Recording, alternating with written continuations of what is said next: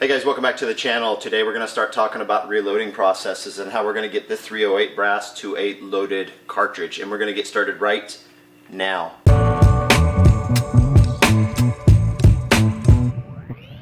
So when we start the reloading process, we're going to have to accumulate brass. And generally speaking, when I'm talking about what I do for this process, I'm talking about using this in a bolt action rifle. So I am looking for a higher quality of results than I would be if I were using a semi-automatic rifle. Today we're going to look at a couple of first processes that we're going to do. First one is accumulating brass. How do you choose what brass to use?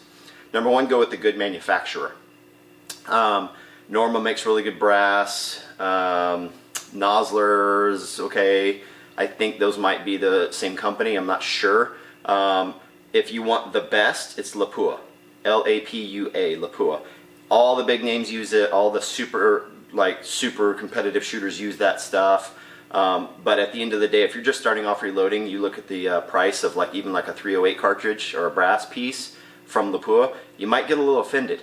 And so some other options are finding lots of brass, not meaning a ton of it, like a lot of it, but lots meaning made in the same batch from reputable manufacturers. Winchester can produce pretty good results. If you find a lot, a group of brass produced by Lake City that's the same, that would be good. I've done just year models from Lake City because it's stamped on the base of the case. That produced pretty good results. Lake City LR.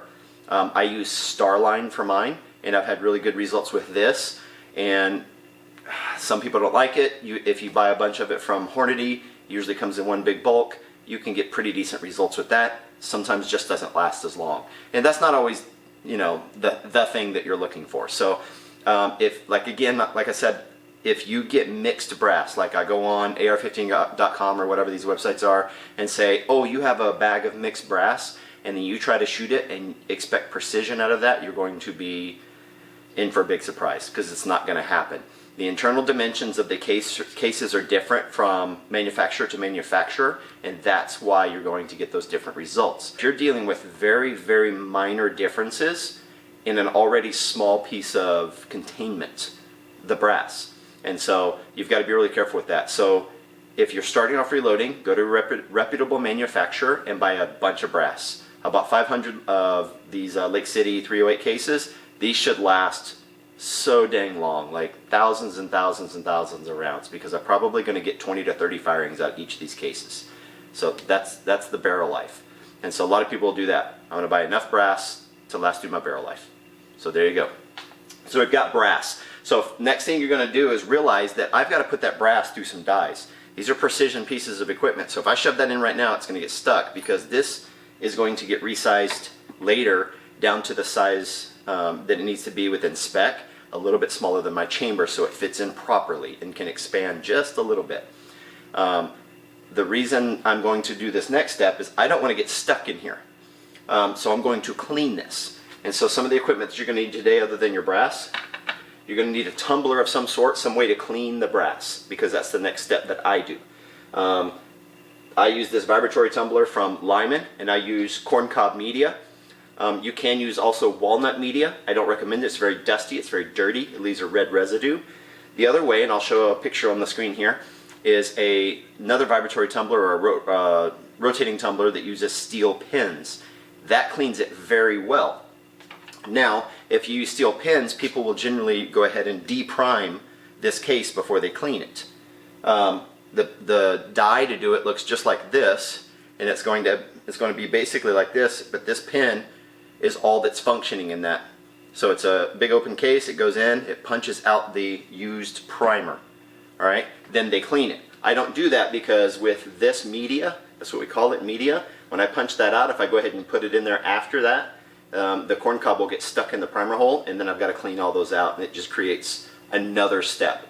And for me, it gets clean enough with this. So I'm going to get set up in the tumbler. I'll show you that process in 1 second here. Alright, so for this process, I'm down on the floor over here. I've got the vibratory tumbler open. I'm going to take my brass, and no, I don't normally just do 3 pieces of brass, but I'm going to put those in there, and then I'm going to take corncob media. I've already been using this, so it's not in the original case. For a small amount, I do about half. You don't need to fill it up every single time.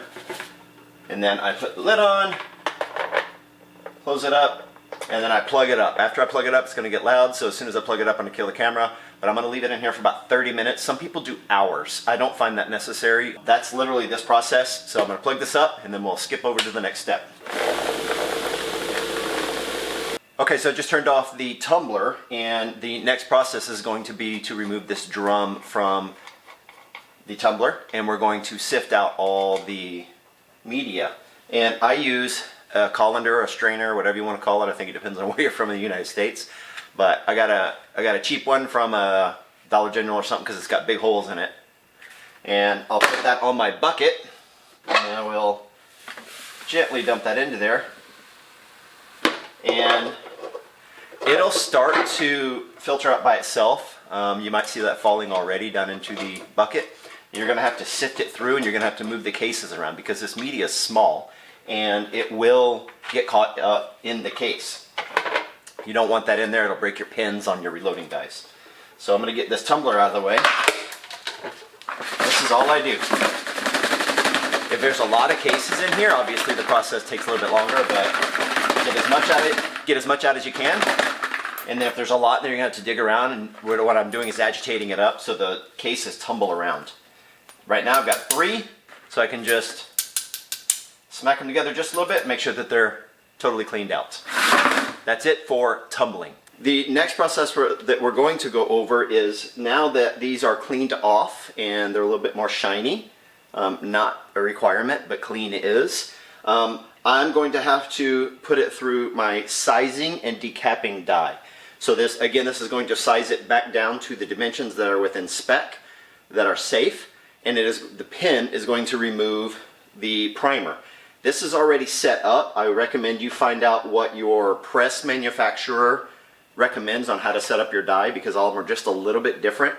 So if you've got a Lee, an RCBS, a Lyman, a Redding, Area 419, Frankfurt Arsenal, whatever, go to their website, do what they say, or do what they say for the whoever the maker of the actual die is. I use RCBS dies because I've had these for 20 years almost, and right now I've got a Frankfurt Arsenal press that I'll show you in just a second.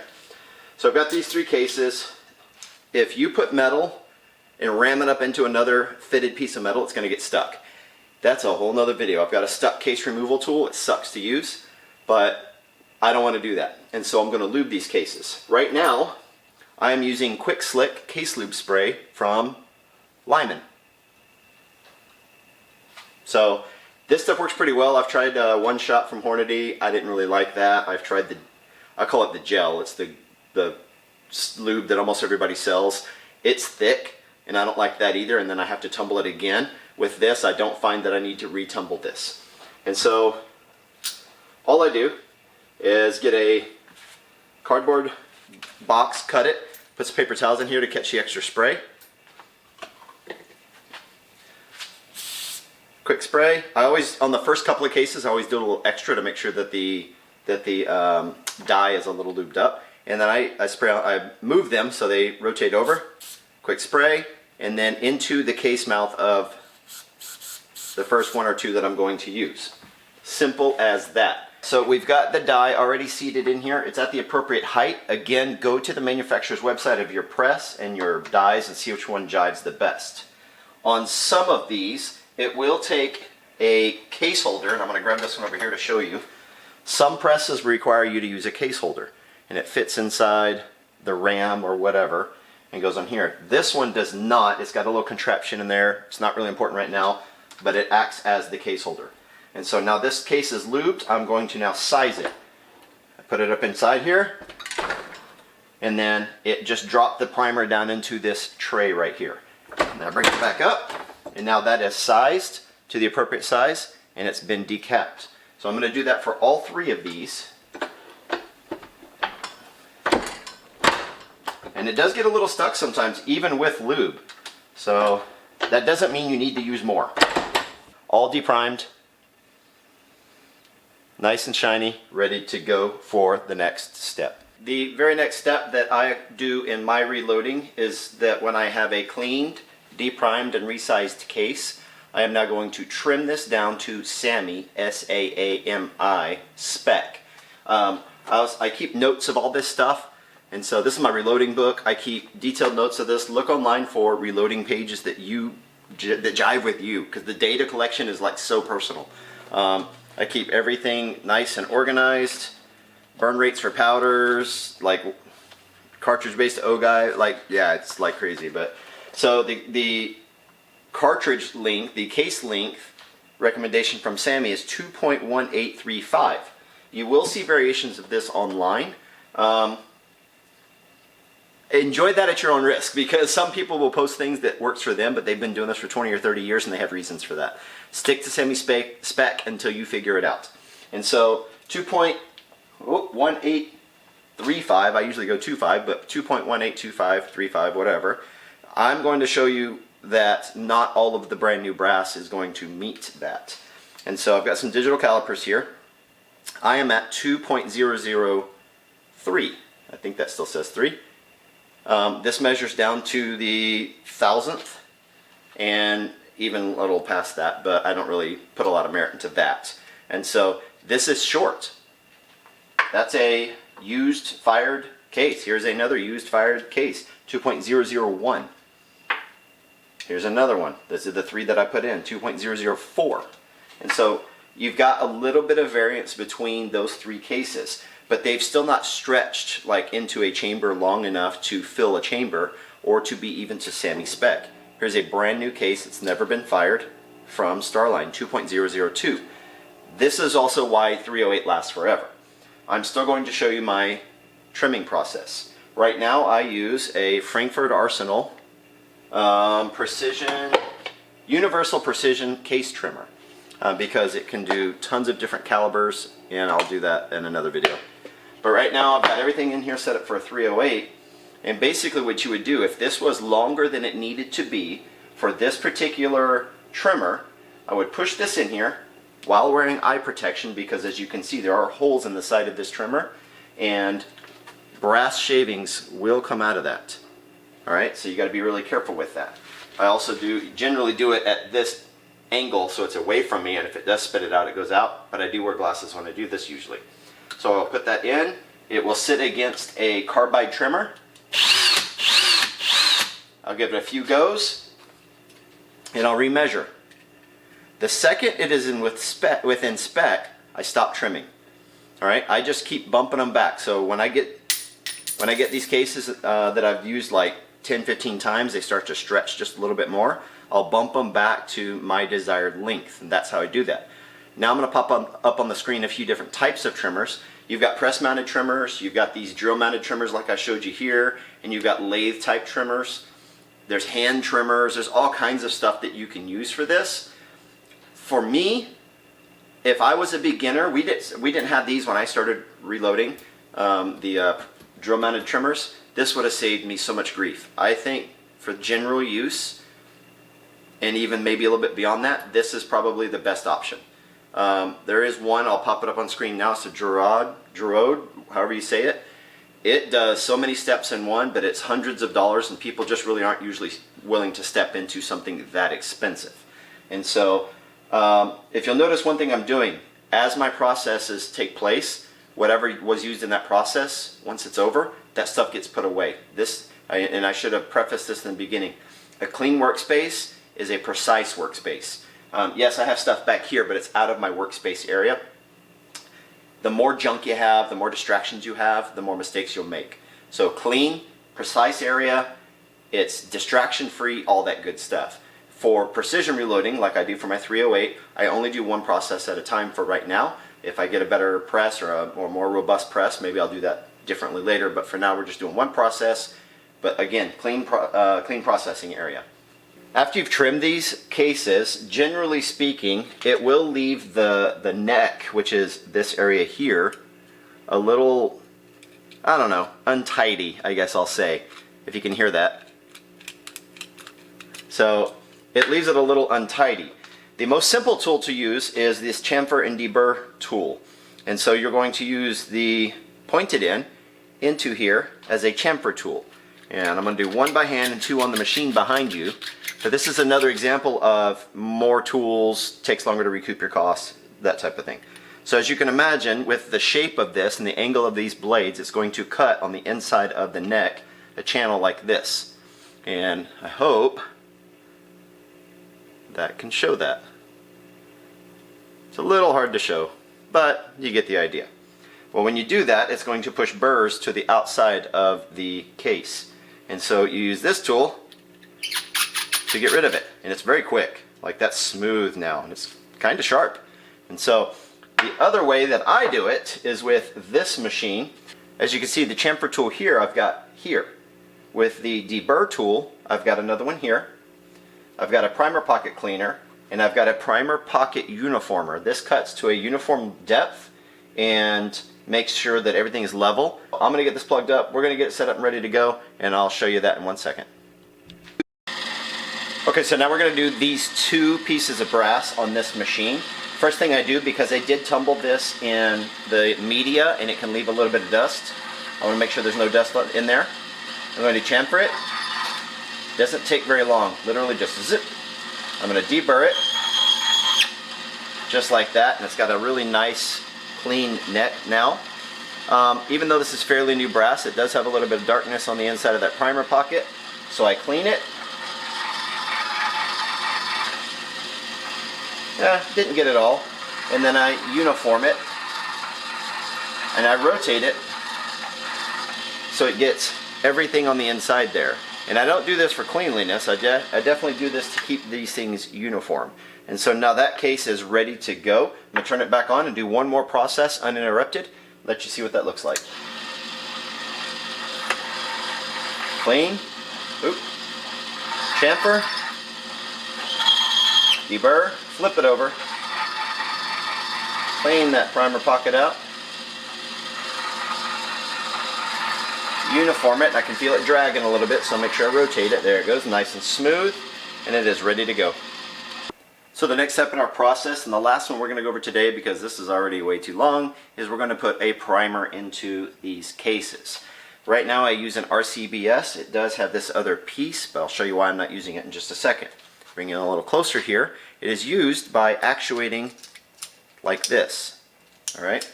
And so the case is held, and I'm just going to put one in. The case is held by this case holder. It is manufactured for each individual case that you use. It does not let it come out because you're going to apply some force to this. When you actuate this, a rod such as this one that is inside of there comes up, and then you can see it right there, possibly. There it goes. Comes up and pushes the primer in there. Well, how does the primer get into there? That's where this piece comes in. So this is the primer tray, and I want to show special attention. All of them are the wrong way. They need to be bottom up like that one just turned. I don't know if I can turn it anymore. But you see that red? It needs to be red like that, or whatever color. These have little ridges to help with shaking this around. So I'm going to shake it around just like that. All of them are the right way. Move it out of the way, put the lid on. There we go. All of these also have a little piece here where the primers feed, so they won't go.